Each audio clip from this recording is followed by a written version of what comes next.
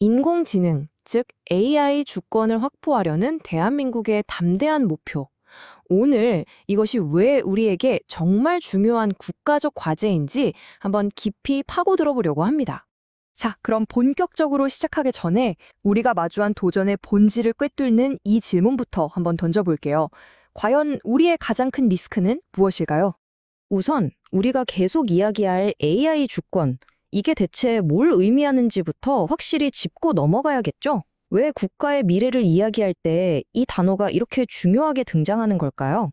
네, 바로 이겁니다. 핵심은 완전한 국가적 통제예요. 외부의 어떤 간섭이나 제약도 없이 순수하게 우리의 데이터와 알고리즘, 그리고 인프라를 써서 우리 손으로 AI 모델을 설계하고 운영하자는 거죠. 최종적으로는 국방에서 금융까지 우리 사회의 핵심 인프라를 완벽하게 지키는 게 목표입니다. 이런 엄청난 목표를 그냥 말로만 하는 게 아니고요.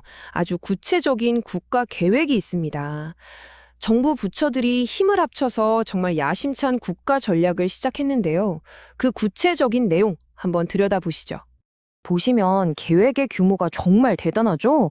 우선 예산만 해도 2,136억 원, 어마어마한 돈이 투입됩니다. 그리고 사업자도 LG, SK텔레콤, 업스테이지 같은 우리나라 대표 선수들이 나섰고요. 법적인 뒷받침도 중요하잖아요. 세계 최초로 AI 기본법까지 만들고 AI 학습에 꼭 필요한 엔비디아의 최신 GPU 칩도 2025년 말까지 무려 26만 대 이상을 확보한다고 합니다. 정말 하드웨어까지 제대로 챙기겠다는 의지가 보이죠? 그런데 말이죠. 이렇게 장밋빛 계획만 있는 건 아닙니다. 조금 더 깊이 들여다보면 이 모든 비전을 뿌리부터 흔들 수 있는 몇 가지 심각한 약점들이 보이기 시작하거든요. 가장 먼저, 그리고 어쩌면 가장 근본적인 문제인데요. 바로 사람입니다. 인재가 부족하다는 거죠. 2030년이 되면 AI랑 클라우드 전문가가 무려 58만 명이나 부족할 거라고 해요. 정말 심각한 숫자죠. 그리고 또 다른 문제가 바로 이겁니다. 과도한 규제. 한 영향력 있는 국제 보고서에서 뭐라고 지적했냐면요. 우리나라 규제가 AI 위험을 잘못 진단해서 글로벌 경쟁력에 필요한 규모와 유연성을 해치고 있다고 꼬집었습니다. 혁신의 발목을 우리가 스스로 잡고 있다는 얘기죠. 자, 정리를 좀 해볼까요?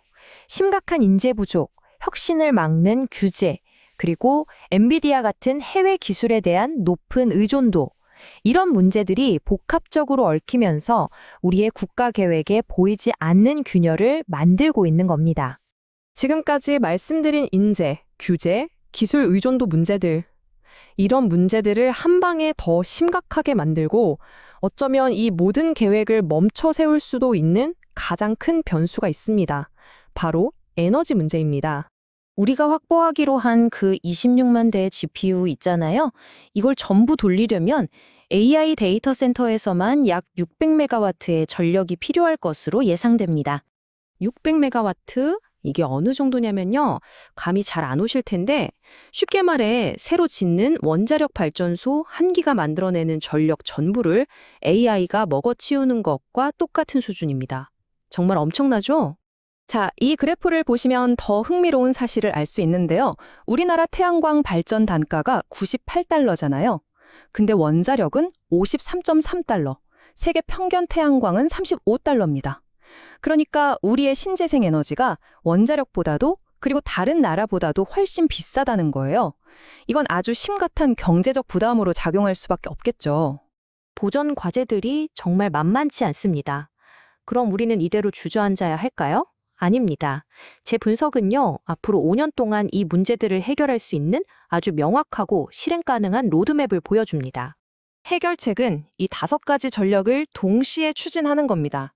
첫째, 비용과 시간을 아끼기 위해 규제를 완화해서 검증된 오픈소스 모델을 활용하는 길을 열어줘야 하고요. 둘째, 인재 부족 문제는 더 이상 미룰 수 없으니 아주 파격적인 인재 양성 프로그램을 가동해야 합니다.